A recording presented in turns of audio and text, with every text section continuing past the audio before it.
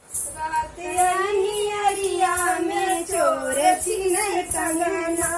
रातनी अरिया में चोर छीने कंगना, के का जगाई बचाई अपन कंगना, के का जगाई बचाई अपन कंगना, ससुर के जगाई तो सास करे झगड़ा, ससुर के जगाई तो सास करे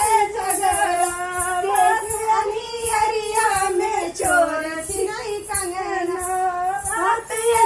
अरिया में चोर छिनाई कंगना,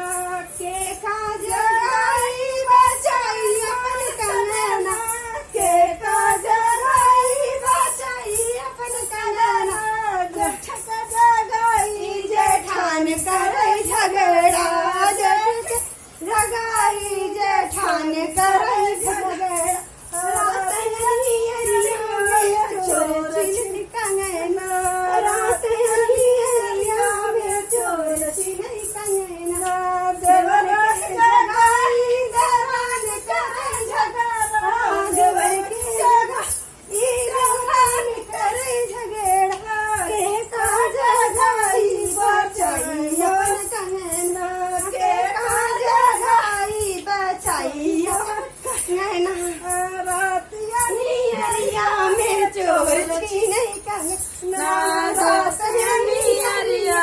नहीं कंगना,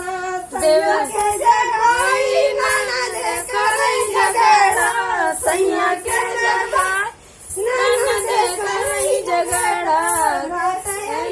अरिया के चोर छिने कंगना, अरिया में चोर छिने कंगना, देवर के जगाई